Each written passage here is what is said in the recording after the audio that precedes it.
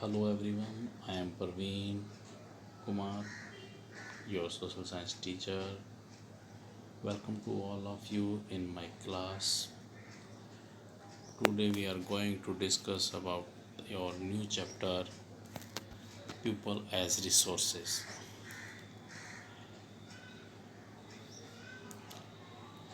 तो चलिए शुरू करते हैं पाठ को. Let's start. Human resources. Human resources के हमने दो पार्ट में डिवाइड किया है. कौन सा दो पार्ट है? पहला है असेट. असेट यानी परिसंपत्ति. दूसरा है लायबिलिटीज़. अब एसेट की बात करते हैं तो एसेट के अंदर क्या करते हैं हम लोग? इन्वेस्टमेंट करती है जो गवर्नमेंट है. इन्वेस्टमेंट थ्रू इन्वेस्टमेंट क्या करती है, किस चीज़ में इन्वेस्टमेंट करती है? पहला एजुकेशन में, दूसरा हेल्थ केयर में और तीसरा ट्रेनिंग में. जब इन तीनों में करती है तो एक ह्यूमन जो है वो एक एसेट बन जाता है. वो उसके लिए एक उपयोगी परिसंपत्ति बन जाती है. स्किल्ड ह्यूमन हो जाता है. ऐसा करके जो है एक राष्ट्र अपने लिए अपने जो ह्यूमन हैं उनको एज ए रिसोर्सेज कंप्लीट तैयार कर लेता है. और इसी को कहते हैं ह्यूमन कैपिटल फॉर्मेशन. जहाँ दूसरी ओर बात की हमने लायबिलिटीज़ की, तो लायबिलिटीज़ जो है उसके अंदर लार्ज अनएजुकेटेड पॉपुलेशन है और अनहेल्दी पॉपुलेशन है जो कि पूरी की पूरी तरीके से जो है डिपेंड होती है इस एसेट के ऊपर जो हम इन्वेस्ट करके जो एक ह्यूमन रिसोर्सेज के रूप में एक ह्यूमन कैपिटल या ह्यूमन जो एसेट तैयार करते हैं उस पर इस लायबिलिटीज़ का बोझ भी होता है. ये आपकी लार्ज अनएजुकेटेड और अनहेल्दी पॉपुलेशन जो है वो पूरी तरीके से डिपेंड होती है इस ह्यूमन एसेट के ऊपर. इसी को भी हम एक अलग तरीके से देख लेते हैं. यहाँ पे बोला गया है पॉपुलेशन जो है वो एक एसेट है. भारतीय जो इकोनॉमिक है उसके लिए बजाय कि लायबिलिटीज़ के जो पॉपुलेशन है वो बन जाती है एक कैपिटल. कब? जब उसमें इन्वेस्टमेंट किया जाता है, उसे तैयार किया जाता है. इन्वेस्टमेंट एजुकेशन, ट्रेनिंग और मेडिकल केयर में उसके इन्वेस्टमेंट करके गवर्नमेंट अपने जो पीपल हैं उनको एक एसेट के रूप में तैयार करती है. और ऐसा करने से ये सारी की सारी जो जनता है वो एक एसेट के रूप में काम करती है, ना कि लायबिलिटीज़ के रूप में. दूसरी चीज़ लेते हैं ह्यूमन कैपिटल. जब हम इनमें इन्वेस्ट कर देते हैं तो ये एक ह्यूमन कैपिटल के रूप में आता है. तो ये ह्यूमन कैपिटल क्या है? जब ह्यूमन कैपिटल वो एक stock of knowledge, habit, social and personality attribute including creativity. यहाँ पे सीधा सीधा बोला गया है जो ह्यूमन एक्टिविटी है जो कि ह्यूमन कैपिटल जो है वो एक ऐसा लोगों का एक ऐसा स्टॉक ऑफ नॉलेज है, उनकी आदतों का भंडार है, उनके सामाजिक जो और जो उनके पर्सनल जो उनके गुण हैं उनके साथ ही साथ उनकी जो क्रिएटिविटी है, उनकी जो एबिलिटी है जिसको कि वो लेबर के रूप में परफॉर्म करते हैं, ये सारी की सारी जो हैं वो इन सब कामों के द्वारा वो इकोनॉमिक वैल्यू प्रोड्यूस करते हैं. यानी उत्पादन के अंदर योगदान देते हैं, श्रम प्रदान करते हैं.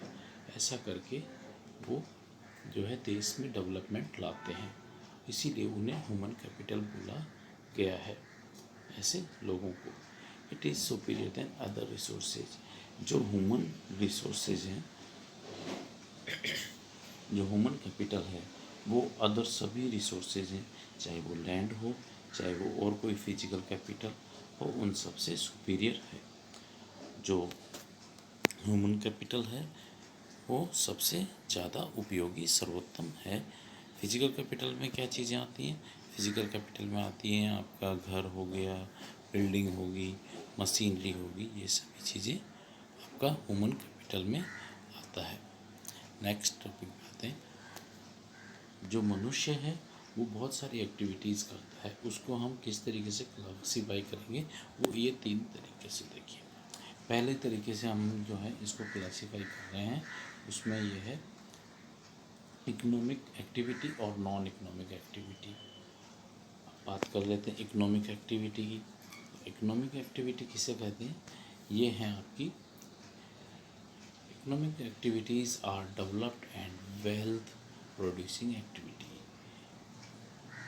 यहाँ पे डेवलपमेंट की बात हो रही है और वेल्थ की, यानी वो क्रियाएं, वो एक्टिविटीज़ जिनमें के द्वारा जो है संपत्ति का अर्जन किया जाता है और डेवलपमेंट होता है। ये जो की जाती हैं उनमें जो फाइनेंशियली गैर प्रोड्यूस होता है, यानी फाइनेंशियली हम जो है लाभ कमाते हैं इन क्रियाकलापों के द्वारा, इन एक्टिविटीज़ के द्वारा, और प्रोड्यूस क्या करते हैं? गुड्स और सर्विस। हम अपनी जो भी उत्पादन करते हैं, कोई भी सामान तैयार किया या कोई सर्विस प्रदान की, और उससे क्या होता है, ये सारा हम जो है किसी न किसी प्रकार का मॉनेटरी गेन या फाइनेंशियल गेन जो हम लाते हैं, प्राप्त करते हैं, और ये सारा का सारा जो इनकम है, जो हमारा जो गेन है, वो ऐड होता है हमारी नेशनल इनकम में। इस प्रकार की सभी एक्टिविटीज़ में आता है आपका टीचिंग, इंजीनियरिंग, डॉक्टर, आपके लेबरर्स, शॉपकीपर्स, लॉयर्स, ठीक है, फैक्ट्री मालिक या जो भी सब लोग हैं, ये सब चीज़ें इसी के अंदर आती हैं, अपनी इकोनॉमिक एक्टिविटी कहलाती है ये सभी।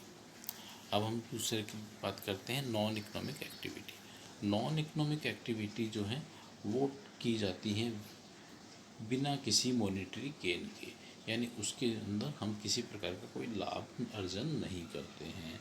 जैसे कि आपकी मम्मी घर में खाना बनाती है या आपके पापा आपको पढ़ाते हैं घर में, तो ये सभी चीज़ें क्या हैं? नॉन मॉनेटरी जो गेन करने वाली चीज़ें हैं, इनसे किसी प्रकार का कोई भी आर्थिक लाभ प्राप्त नहीं होता है, इसीलिए इन्हें नॉन इकोनॉमिक एक्टिविटी कहा जाता है। अब बात करते हैं सेक्टर्स अंडर इकोनॉमिक एक्टिविटी। अब इनमें हमने 3 पार्ट्स में बांटा है, पहला प्राइमरी सेक्टर, दूसरा सेकेंडरी सेक्टर और तीसरा टेरिटरी सेक्टर। ये तीनों सेक्टर्स में हमने इसको डिवाइड कर दिया है। अब बात कर लेते हैं सबसे पहले प्राइमरी सेक्टर की। प्राइमरी सेक्टर जो है उसको हम एग्रीकल्चर सेक्टर भी कहते हैं, और ये जो है कंसिडर किया जाता है डायरेक्टली किस पे, ये नेचुरल रिसोर्सेज इसके अंदर यूज़ किए जाते हैं। जो भी हमें प्रकृति द्वारा प्रदान है नेचुरल रिसोर्सेज, उनको हम प्राइमरी सेक्टर में उनको यूज करते हैं और उसी को हम इसमें प्राइमरी सेक्टर में इंक्लूड करते हैं। ये जो सेक्टर है इसके अंदर एग्रीकल्चर आता है, फॉरेस्ट्री आता है, आपका एनिमल हस्बेंड्री आता है, फिशिंग आता है, पोल्ट्री फार्मिंग आता है, माइनिंग आता है और क्वेरिंग आता है। ये सारे के सारे जो उत्खनन के काम हैं, माइनिंग के काम हैं, जो आपके फार्मिंग के हैं, पोल्ट्री फार्मिंग के हैं, है ना, तो ये सारी की सारी चीज़ें आपके प्राइमरी सेक्टर में आती हैं। आपका डेयरी उद्योग भी, और इसके अंदर जो है एक company in A primary industry can also be involved in turning natural resources into product. जो भी ऐसी कोई कंपनी है जो प्राइमरी इंडस्ट्रीज़ के अंदर जो कि नेचुरल रिसोर्सेज को टर्न करके और जो उत्पादन करती है, वो भी आपका क्या कहलाएगी? प्राइमरी सेक्टर का ही एक पार्ट माना जाएगा। जैसे आपका डेयरी उद्योग है, जिसे आप कह सकते हो मदर डेयरी, है ना, या सरस, ये सभी जो भी हैं ये सभी उसी में आते हैं। ये आपके नीचे पिक्चर्स आपको दिखाई गई हैं जिसमें फार्मिंग की जा रही है, एनिमल हस्बेंड्री है, फिशिंग की जा रही है, या फॉरेस्ट्री है ना। तो ये सारी चीज़ें आपको उससे समझ में आ जाएगी, क्लियर हो गई मेरे हिसाब से। सेकेंडरी सेक्टर की बात कर लेते हैं। तो सेकेंडरी सेक्टर जो है इसके अंदर पूरी तरीके से मैन्युफैक्चरिंग सेक्टर आता है, यानी जो उत्पादन करने वाला है, जो फैक्ट्रीज़ हैं जो गुड्स का आपका उत्पादन करते हैं। दिस सेक्टर जो कंसिडर्ड मैन्युफैक्चरिंग ऑफ गुड। यहाँ पे पूरी तरीके से उत्पादन किया जाता है, सामान तैयार किया जाता है, प्रोड्यूस किया जाता है। इसके अंदर जो है जितनी भी इंडस्ट्रीज़ हैं वो इन्वॉल्व होती हैं और प्रोड्यूस करती हैं फिनिश्ड यूजेबल प्रोडक्ट्स। इसके अंदर कंस्ट्रक्शन वर्क को भी इंक्लूड किया जाता है। This sector generally take the output of the primary sector and manufactures finished good or where they are suitable for used by other business for export for sale to domestic consumer। यहाँ पे जो manufacture किया जाता है final goods को किया जाता है और दूसरे उद्योगों के अंदर भी इसको काम में लिया जाता है। ये एक्सपोर्ट के लिए, सेल के लिए और जो डोमेस्टिक कंज्यूमर्स हैं उनको सामान बेचने के लिए भी इस सेक्टर का अंदर यूज़ होता है। तो ये पूरी की पूरी तरीके से जो है आपका सेकेंडरी सेक्टर है। ये आपको पिक्चर्स नज़र आ रही होंगी जिसमें माइनिंग है, कंस्ट्रक्शन का दिखा रखा है, फैक्ट्री वर्क दिखा रखा है। ये आपका पूरा का पूरा सेकेंडरी सेक्टर है। अब बात करते हैं आपके last sector, territory sector. Territory sector को आप सर्विस सेक्टर भी बोलते हैं।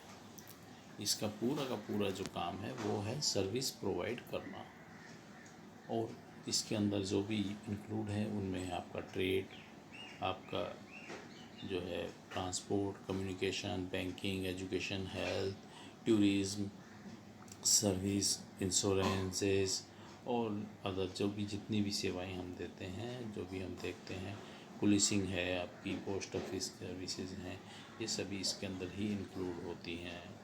ये बोल रहा है यहाँ पे कि देखिए the tertiary sector of industry involve the provision of services to other business as well as final consumer.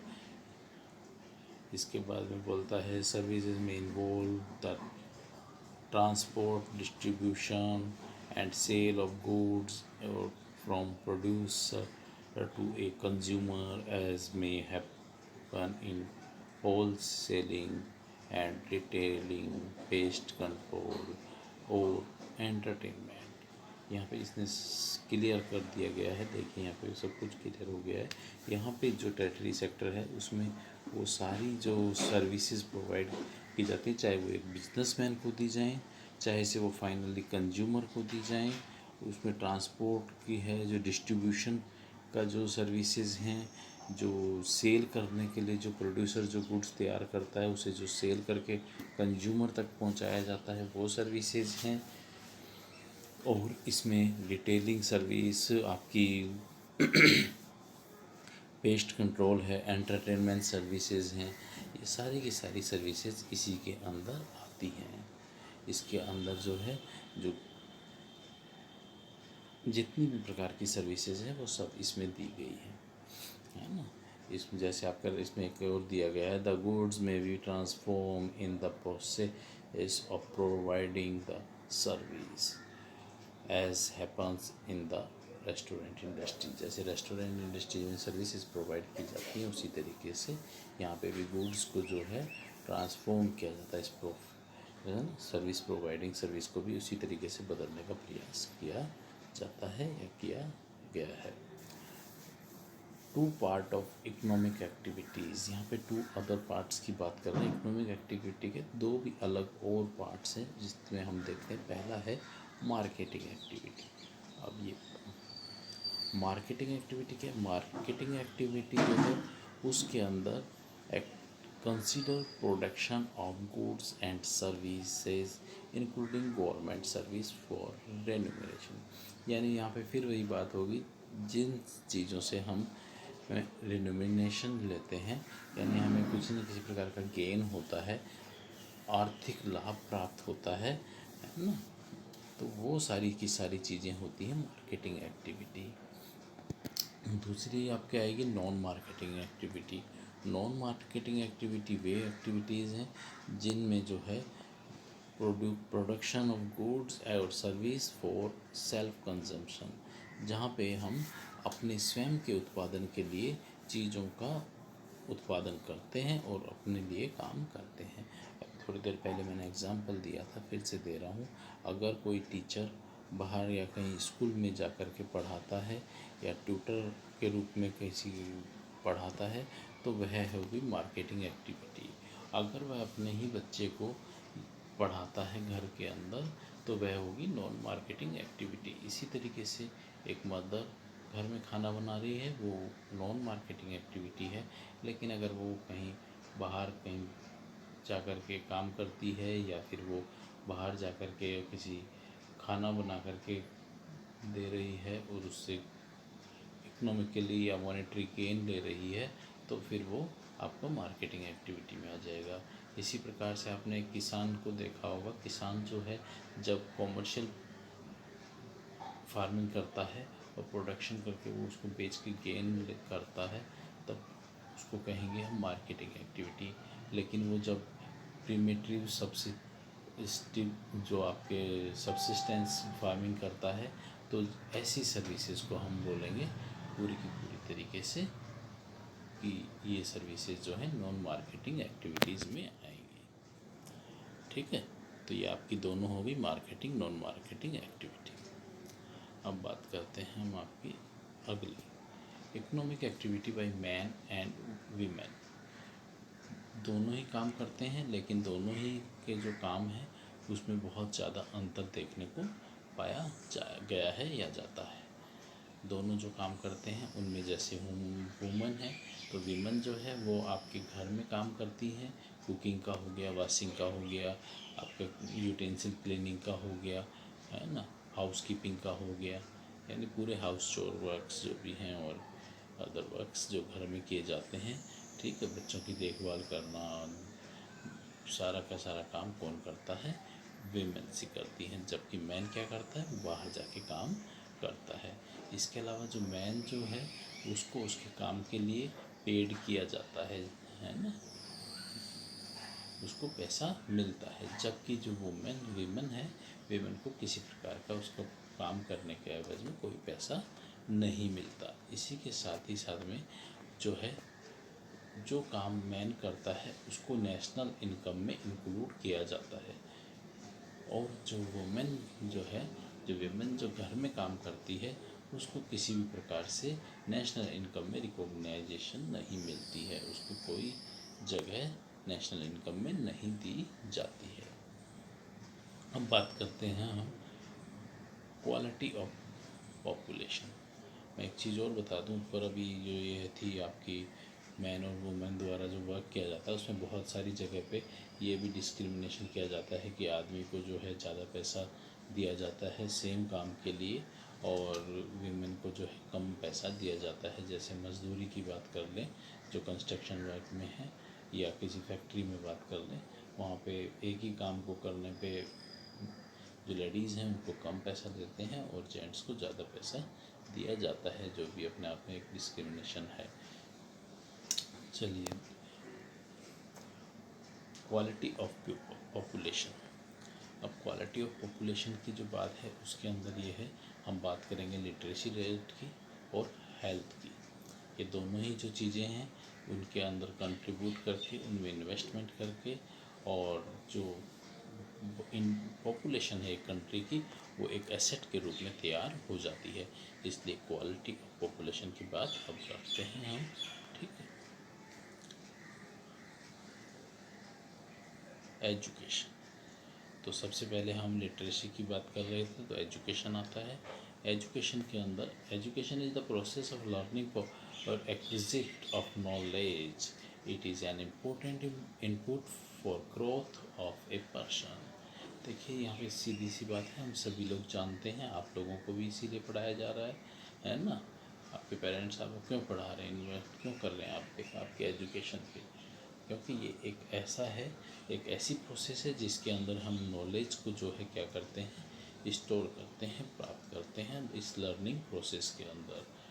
और उसकी जो होने से क्या होता है, एक आदमी की ग्रोथ होती है, उसका डेवलपमेंट होता है।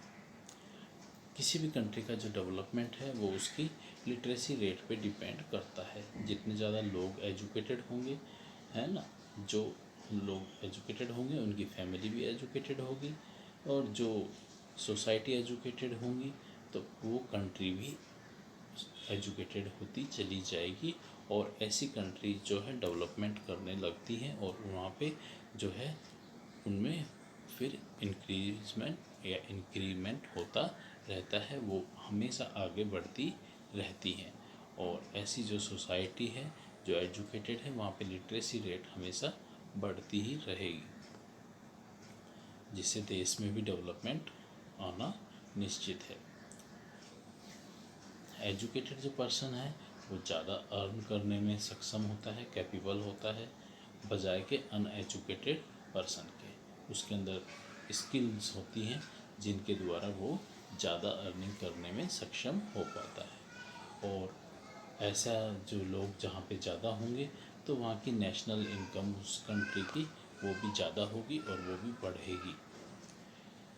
The governance efficiency can also be enhance through learning process. और जो क्षमता है आपकी गवर्नेंस करने की वह भी इस एजुकेशन के माध्यम से, इस लर्निंग प्रोसेस के माध्यम से बढ़ाई जा सकती है या बढ़ती भी है। जो लिटरेसी रेट है वो जब हमारा कंट्री जब आज़ाद हुआ था तो उस समय 1951 के अंदर 18% थी, जो कि 2001 में बढ़ करके 64.84% तक आ गई थी। लेकिन उसके बाद में हमारा जो लिटरेसी रेट है वो और इंक्रीज होता है और ये जो है 74.04% हो जाता है 2011 में। और इसके अंदर जो 82.14% है मेल्स का है, 65.46% जो है फीमेल्स का लिटरेसी रेट इंडिया के अंदर देखने को मिलता है। और सबसे ज़्यादा केरला के अंदर है लिटरेसी रेट, मोर देन 90% है, उसको लगभग 100% में काउंट किया जाता है। सर्व शिक्षा अभियान चलाया गया गवर्नमेंट के द्वारा, ताकि कि जो ये एजुकेशन जो है वो दी जा सके सभी को, जो गरीब हैं या नहीं लेना चाहते हैं, लेने में असक्षम हैं, उन सब के लिए 6 to 14 ईयर का जो एज ग्रुप है उसके लिए सर्व शिक्षा अभियान के द्वारा एजुकेटेड करने का प्रयास किया गया 2010 से। ऐसा गवर्नमेंट ने किया। साथ ही साथ में जो लोग या जिनके यहाँ पे खाने की प्रॉब्लम है, जो अपना खुद का गुजारा नहीं कर सकते हैं बहुत ज़्यादा, तो और ऐसा वो खाने के लिए फिर उन्हें क्या करना पड़ता है, अपनी एजुकेशन को छोड़ना पड़ता है। तो ऐसे बच्चों के लिए जो गवर्नमेंट है उन्होंने एक मिड डे मील स्कीम चालू की हुई है सभी सरकारी विद्यालयों में। वहाँ पे जो है बच्चों को जो है खाना मिलता है, जिसकी वजह से वो बच्चे जो हैं स्कूल नहीं छोड़ते हैं और अपनी पढ़ाई को रेगुलर करते हैं। ऐसे करके जहाँ एक तरफ बच्चों को एजुकेटेड किया गया है, वहीं उनको जो है अटेंडेंस को बढ़ाने में भी एक इस तरीके का एनकरेजमेंट दिया गया है। साथ ही साथ में जो है बच्चों को जो है ज़रूरी जितने भी न्यूट्रिशन हैं वो भी प्रोवाइड किए जा रहे हैं, जिससे एक हेल्दी पॉपुलेशन भी देश के अंदर बढ़े। अब हेल्थ की बात कर लेते हैं, क्योंकि दूसरा हमारा टॉपिक इसमें हेल्थ ही था। तो हेल्थ की बात करते हैं तो हेल्थ जो है, health is a major input for human capital formation. सबसे महत्वपूर्ण इनपुट है हेल्थ। और एक जो हेल्थी पर्सन होता है उसको अपने जो पोटेंशियल है उसके बारे में पता होता है, उसको अपनी जो है एबिलिटीज़ के बारे में जानकारी होती है, वो अपनी एबिलिटी से वो अपनी जो इलनेस है, बीमारियां हैं, उनसे लड़ सकता है। एक अनहेल्दी पर्सन जो है वो देश के ऊपर बोझ बन जाता है और किसी भी संस्थान के ऊपर बोझ होता है। जबकि जो एक हेल्दी पर्सन है, हेल्दी पर्सन जो है वो dispensable basis for realising one's well being. यहाँ पे जो हेल्दी पर्सन है वो रियलाइज़ करता है और वो अपने साथ में जो है दूसरों को भी स्वस्थ रखता है और खुद भी स्वस्थ रहता है। यहाँ पे जो है it is not only improve the quality of life of an individual, but also add to the human resources development on which various sectors of national income depend. यहाँ पे वो केवल जो है लाइफ के अंदर की जो क्वालिटी है वो इम्प्रूव ही नहीं होती है, केवल एक व्यक्ति विशेष की इम्प्रूव नहीं होती है, बल्कि हेल्दी जो पर्सन होते हैं उनके द्वारा दूसरे लोगों की भी जो लाइफ है उसकी क्वालिटी बढ़ जाती है। और ऐसा करने से जो ह्यूमन रिसोर्स में डेवलपमेंट होता है उससे विभिन्न प्रकार के जो सेक्टर्स हैं उनमें भी जो है ग्रोथ होती है। और ये सभी जो नेशनल इकोनॉमिक जो पूरी तरीके से जो डिपेंड होती है वो इन्हीं हेल्दी पर्सन्स पे क्या है डिपेंड होती है। अदरवाइज़ वो बीमार रहेंगे तो आधी बार काम करेंगे, आधी बार नहीं करेंगे, और पूरी तरीके से जो है डेवलपमेंट में अपना योगदान नहीं कर पाएंगे। लेकिन हेल्दी पर्सन जो है वो इम्प्रूवमेंट कर पाते हैं। कुछ सरकार ने इसीलिए जो है हेल्थ के अंदर अपना गवर्नमेंट ने स्टेप्स उठाए हैं ताकि हेल्थ को इम्प्रूव किया जा सके। और इसके लिए जो है उन्होंने जो है इसको एक्सेसिबल बनाने का प्रयास किया है हेल्थ केयर को। इसी के साथ साथ में जो है उन्होंने बहुत सारे फैमिली वेलफेयर के प्रोग्राम चालू किए हैं, और जो न्यूट्रिशन सर्विसेज हैं वो भी आम जनता तक पहुँचे, उसका प्रिविलेज सभी को मिले, इसकी व्यवस्था की है।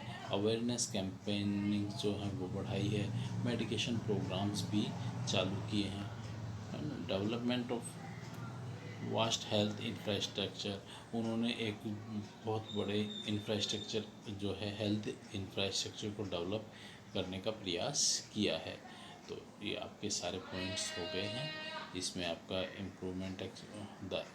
इम्प्रूविंग द एसेसिबिलिटी हो गया, aim of arrange family welfare हो गया, फिर न्यूट्रिशन सर्विसेज और स्पेशल जो प्रिविलेज सेगमेंट जो तैयार किए हैं हेल्थ के अंडर में वो हो गया। फिर आपका हो गया हेल्थ अवेयरनेस कैंपेन और मेडिकेशन प्रोग्राम, और लास्ट में आपका development of west health infrastructure. ये सारे के सारे प्रोग्राम इन्होंने कर दिए हैं। ठीक है,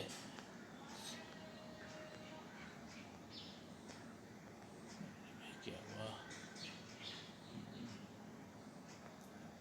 अब बात करते हैं अनएम्प्लॉयमेंट की। अनएम्प्लॉयमेंट जो है उसके अंदर भारत में मेनली हैं जो 3 प्रकार की अनएम्प्लॉयमेंट पाई जाती हैं, तो उनकी बात हम कर लेते हैं। पहला है डिस्टिंग्विश अनएम्प्लॉयमेंट। इसके अंदर क्या होते हैं, जो पीपल जो हैं वो आवश्यकता से अधिक काम कर रहे होते हैं। एक स्पेसिफिक जॉब के अंदर जो काम करने वाले लोग हैं उनकी संख्या ज़्यादा होती है। जैसे हमारा एग्रीकल्चर सेक्टर है, एक परिवार में 5 लोग हैं तो 5 लोग वहाँ पे काम कर रहे हैं, जबकि जो वहाँ पे आवश्यकता केवल 2 ही लोगों की है। तो ऐसे में 3 लोग जो हैं वो क्या हैं, ज़बरदस्ती वहाँ पे काम कर रहे हैं क्योंकि उनके पास और कोई काम नहीं है। और ऐसा होने से जो इस प्रकार से वो 3 लोग जो हैं वो ज़्यादा वहाँ पे काम कर रहे हैं क्योंकि उनकी आवश्यकता नहीं है। तो ऐसी जो है डिस्टिंग्विश अनएम्प्लॉयमेंट कहते हैं। ये एम्प्लॉयमेंट जो है अनएम्प्लॉयमेंट जो है नज़र नहीं आता है। अगला बात कर लेते हैं हम सीजनल अनएम्प्लॉयमेंट। अब जो सीजनल अनएम्प्लॉयमेंट है वो भी कुछ इसी तरीके का है। बहुत सारी जगह ऐसी हैं, फैक्ट्रीज़ हैं, एग्रीकल्चर सेक्टर है, जहाँ पर वर्कर्स जो हैं वो केवल एक सीज़न में ही जॉब पाते हैं। चाहे वो कोई भी, जैसे अभी आपका ले लेते हैं एग्रीकल्चर का एग्जांपल यहाँ है, तो एग्रीकल्चर लेते हैं। इसमें जब वो आपकी सोइंग होती है, हार्वेस्टिंग होती है, वीडिंग होती है, थ्रेसिंग जब होती है, उस समय मज़दूरों की आवश्यकता होती है, तो लोगों को यहाँ पे काम मिलता है। कटाई बुआई और ये जो काम होता है उसी टाइम पे काम होता है, बाकी और काम नहीं होता है। तो इस टाइम पे लोगों को काम मिल जाता है, लेकिन बाकी पूरा साल उन्हें काम नहीं मिल पाता है। तो ऐसी जो इसी प्रकार फैक्ट्रीज़ भी हैं जहाँ पे ऑर्डर मिलता है और काम आता है तो लोगों को काम मिल जाता है, और जब ऑर्डर नहीं होता है तो फिर वो बेरोज़गार हो जाते हैं। तो ऐसे बहुत सारे हैं, जैसे अभी एक इलेक्ट्रीशियन है, कहीं पे कुछ ख़राब हुआ, उसको काम मिल गया तो उसने जा कर के ठीक करके आ गया, लेकिन नेक्स्ट डे हो सकता है उसको कोई काम ही ना मिले, तो वो उस दिन पूरे दिन बेरोज़गार रहा। तो इस तरीके का सीजनल अनएम्प्लॉयमेंट भारत में देखने को मिलता है।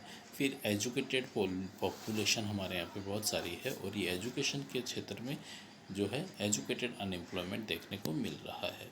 इसके अंदर जितने भी जो है अर्बन एरियाज़ हैं, शहरों के अंदर, ऐसा एजुकेशन में देखने को मिल रहा है कि बहुत सारे एजुकेटेड जो लोग हैं वो हमें, या टेक्निकली जो स्किल्ड लोग हैं जिन्होंने इंजीनियरिंग भी की हुई है लेकिन फिर भी जॉब पाने में वो असमर्थ हैं, ऐसे लोग जो हैं वो आते हैं इस एजुकेटेड अनएम्प्लॉयमेंट के अंदर। अब बात कर लेते हैं हमारा इससे क्या असर पड़ता है, इसके इफ़ेक्ट्स के बारे में बात कर लेते हैं। तो ये है आपका Italy the wastage of man resources. जो मैन पावर है, रिसोर्सेज हैं, वो पूरी तरीके से वेस्ट हो जाते हैं जब उन्हें कोई काम नहीं मिलता है। तो जो पॉपुलेशन जो एसेट है वो एसेट ना रह करके वो क्या हो जाती है, लायबल हो जाती है, लायबिलिटीज़ में आ जाती है, दूसरों पे डिपेंड होना पड़ता है। It creates a feeling of hopelessness, यानी कि यहाँ पे जो है यंग लोग हैं वो पूरी तरीके से निराश हो जाते हैं, उनमें निराशा की भावना आती है।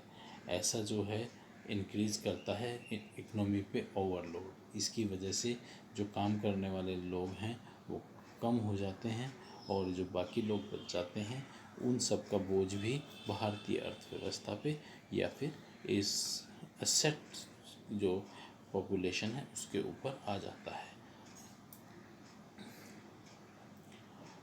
जो क्वालिटी ऑफ लाइफ ऑफ एक इंडिविजुअल है वो इससे अफेक्ट होती है, यानी जो आपकी लाइफ के अंदर जो क्वालिटी आनी चाहिए थी वो नहीं आ पाती है। तो ये आपके सारे पॉइंट हैं, 5 के 5 पॉइंट आप देख रहे हैं। तो ये आपका अनएम्प्लॉयमेंट के रूप में अफेक्ट करते हैं। तो अब बात कर लेते हैं कुछ इम्पोर्टेंट जो अभी बीच में आया, तो उनकी बात कर लेते हैं। इम्पोर्टेंट टॉपिक है जैसे ग्रॉस डोमेस्टिक प्रोडक्ट, जीडीपी। ये हमेशा आगे भी आपसे पूछा जाएगा। इसका मतलब है कि is the value of A Nations finished domestic goods and services during a specific time period. एक पूरे फाइनेंशियल ईयर में जो भी एक राष्ट्र द्वारा अपने घर में कोई भी जो डोमेस्टिक या गुड्स तैयार किए जाएं या फिर बाद में सर्विसेज दी जाती हैं एक देश की कंट्री के लोगों द्वारा, उसे हम जीडीपी में काउंट करते हैं। इसके अलावा दूसरी जो है वो है आपका ग्रोस नेशनल प्रोडक्ट, जीएनपी। इसके अंदर जो जीडीपी आप काउंट करते हैं उसके अंदर, इस जीडीपी के अंदर आप अपना जो नेट फैक्टर इनकम जो आपको अबोर्ड से प्राप्त होती है यानी विदेशों से जो प्राप्त होती है उसको भी आप इसमें शामिल करते हैं। यानी जीडीपी प्लस में जो भी आपको अबोर्ड से मिला है वो सारा कुछ इसमें आएगा। अब इसको हम और अच्छे से समझ लेते हैं। GNP measure the monetary value of all the finished good and services produced by the country factor of production in respective of the location of their location. जो आपकी जो इसमें साफ साफ बोला गया है आपको कि जो जीएनपी है उसके अंदर हम जितनी भी मॉनेटरी वैल्यू होती है, जो मौद्रिक मुद्रा होती है, वो जितने भी फिनिश्ड गुड होते हैं जो, और जो सर्विस होती है, जो फाइनल जो गुड्स हैं और जो सर्विसेज हैं उनके द्वारा जो हम एक कंट्री या कंट्री से बाहर जो है वो जो हम पैसा कमाते हैं वो सारा इसमें आता है। जैसे एक देश के अंदर जितना भी हमने उत्पादन किया या सेवाएं दी उसके द्वारा जो हमें गेन हुआ मॉनेटरी जो वो प्लस में जो हम विदेशों से जो कमा करके यहाँ ले करके आए वो, ये सारा का सारा जो है हमारा जीएनपी में काउंट हो जाएगा। तो ये दोनों टर्म्स थी आपकी, ये आपको समझना ज़रूरी है। ये आगे भी आएंगी, 10th में भी आएंगी, आगे भी अगर आप पढ़ना चाहेंगे तो आएगी। तो ये इम्पोर्टेंट है इसलिए बताया। और मेरे